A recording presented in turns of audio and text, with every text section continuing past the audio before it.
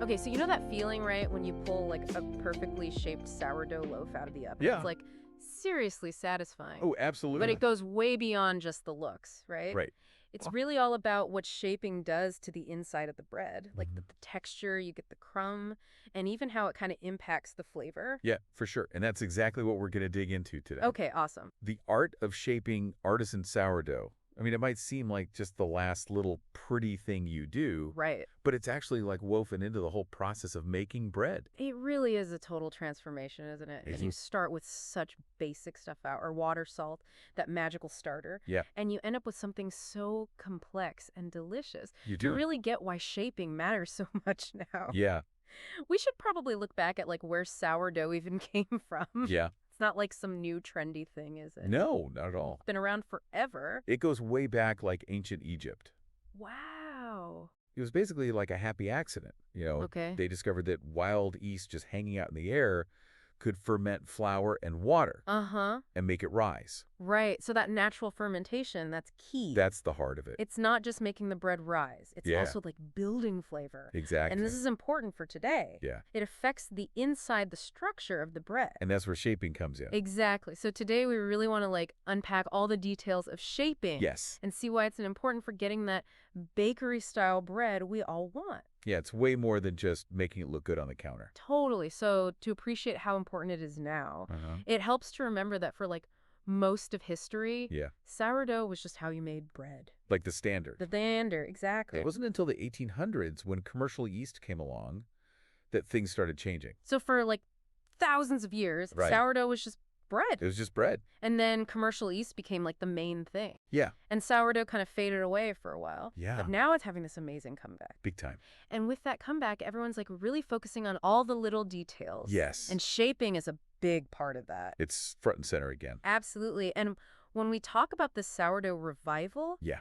we got to mention a couple of like super important people. Oh, for sure. Who brought sourdough shaping back for home bakers. Absolutely. First off, Chad Robertson. Oh, yeah? And his book, Tartine Bread. Revolutionary. I know, right? It was huge. He really broke down those shaping techniques. He did. Took away a lot of the mystery. Yeah, tartine bread was like a game changer for people who wanted to get serious about sourdough. It really was. It wasn't just a recipe book. Right. It was like learning a whole way of doing A things. whole philosophy. And shaping was a huge part of it. Fundamental. And then there's Nancy Silverton. Another legend. She was so important in bringing that like artisanal sourdough to everyone. Yeah. And she also talked a lot about how shaping affects to flavor. Yeah, she made it mainstream. Totally. It wasn't just for like hardcore bakers anymore. Exactly. And what's really interesting Yeah. is that both of them showed that shaping wasn't just like the last little step. It was tied to how the bread itself developed. Right. How crispy the crust got the texture inside. So it's affecting everything. It really is. Which brings us to a big question. Okay. Like, why does the way we shape sourdough actually matter? Yeah, besides just making it look pretty. Right. We see those gorgeous round loaves and those long batards, and we're like, wow, those look professional. Like they came from a bakery. But what's actually happening inside because of that shaping? Okay, so this is where it gets super cool. Okay. Shaping directly affects what bakers call the crumb, The crumb. which is the inside texture of the bread. Got it. How you touch the dough, the tension you put on it, the final shape you Yeah. get it. All of that determines how those air pockets form and grow during proofing and baking. So you can get like a really tight crumb or mine with big holes. Exactly. And a lot of that comes down to your shaping technique. Wow. It's pretty amazing when you think about it. It is. You're basically sculpting the texture of your bread with your hands. It's like bread origami. Oh, I love that. And speaking of like the hands-on part of sourdough, I've read this funny little thing. What's that? A lot of bakers actually give names to their starters. Really? Isn't that cute? That's adorable. It just shows you how personal it is Yeah. and how much care goes into keeping a starter alive. Like it's vet.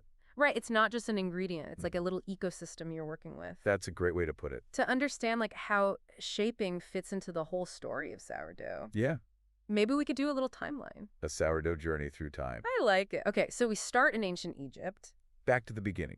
when they accidentally discovered wild yeast fermentation. Uh-huh. Then we fast forward to the Middle Ages. Okay. And sourdough becomes like the main bread in Europe. The go-to bread. And what's really interesting here is that bakers started developing different shaping methods Oh, really? to make different types of bread. So they were already thinking about how shape mattered. Exactly. They weren't just shaping loaves randomly. They had a reason for it. Practical or cultural reasons. That makes sense. Then in the 1800s, commercial yeast takes over, Right. which was great for making lots of bread quickly, Uh-huh. but sourdough took a bit of a backseat. For a while, but artisan bakers kept those traditional methods alive, They did, thankfully. including the shaping techniques. Exactly. And now here we are in like the 21st century. Yeah. And sourdough is super popular again. Huge comeback. Home bakers, professional bakers, everyone's focusing on the details. Yeah. And shaping is a big part of getting that amazing bakery quadrant. That's essential. So it's like we've come full circle, Yeah. rediscovering and appreciating this old technique. In a new way. So if we had to sum it all up, Okay. what's the main point about shaping? The key takeaway is that shaping is not just superficial. Okay, It's a crucial part of the whole bread-making process. got it.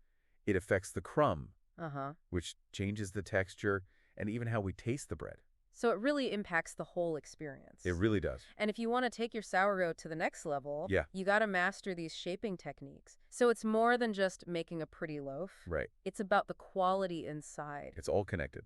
Can you explain a bit more about like how shaping affects the structure of the bread? Sure. So when you shape the dough, you're actually organizing the gluten network inside it. Okay, the gluten network. That's what gives bread its structure and stretchiness. So by shaping it, we're making that gluten stronger. Exactly. Imagine you're gently stretching a balloon Okay, so it has a smooth, tight skin. I get it. You're doing the same thing with the dough, creating tension on the surface. Okay, so we're strengthening that gluten skin, Yes, and that stronger surface can hold in the gases better. which are produced during fermentation. Right, and that leads to bigger air pockets and a more open crumb. That makes sense. And different shaping techniques? Yeah, like how you fold the dough, Uh-huh. or whether you make it round or long. All of that affects the gluten. It does. And ultimately, the final The texture. balloon analogy is really helpful. Better word. So now we know why shaping is so important. But for us home bakers, Yeah. the big question is, how do we actually do it? Okay, good question. Can you walk us through some of the basics? Of course, one of the most important things is to be gentle. Gentle. You spend all this time building up those beautiful gas bubbles, Right. Hours, maybe even days? and you don't want to squish them all out. So we're being careful. Careful but purposeful. Okay, so for a round loaf, like a bolli, Yeah. how do we start? You gently flip your dough onto a lightly floured surface, Okay. and then using a bench scraper or your hand, Lightly floured? you bring the edges of the dough in towards the center. Like folding a letter? Exactly, that creates tension on the surface. Got it. Then you flip the dough over Uh-huh. and gently coax it into a round shape. By rotating it. Right, you use the friction against the surface to tighten that outer skin. So we're not like kneading it a lot at this point. No, the gluten has already developed during fermentation. Okay. Now it's about organizing that structure and creating surface tension. What about if we're making a longer loaf? Like a batard. Yeah, You batard. do the same folding towards the center, Okay. but you make a longer rectangle shape. Uh-huh. Then instead of just rotating it, Yeah, you use your hands to gently stretch it out. to make it longer. Exactly, and that creates tension along the length of the loaf. And we want to avoid like tearing the dough. Yes, you want that outer skin to stay intact. Okay. Any common mistakes that home bakers make when shaping? Oh, for sure. One is being too rough with the dough, Okay. like squeezing out all the gas. Gassing it too much. Exactly, another's not creating enough tension. Uh-huh. And then the loaf just spreads out flat during baking. Oh no. And using too much flour can also be a problem. How so? If there's too much flour, the dough won't grip at the surface. So it can't build up tension. Right, you need just enough to stop it from sticking. But not so much that it's sliding around. Exactly, it's a balance. So it's all about gentle touch. Yeah. And creating that tight surface. It's a feel thing. Something you learn with practice. Every loaf you shape, you'll understand the dough a little better. Okay, so as we wrap up this deep dive into shaping, Yeah, the main takeaway is that it's a super important skill. It's not just about looks. right. It's about how you can actually change the structure and quality of your bread. With your hands. Amazing. And don't worry if your first loaves aren't perfect. It takes time. Every loaf is a chance to learn. Exactly. So as you're planning your next sourdough bake, Okay. think about this. Yeah. Shaping has been a part of sourdough for centuries. A long tradition. How does knowing that history make you appreciate this process even more?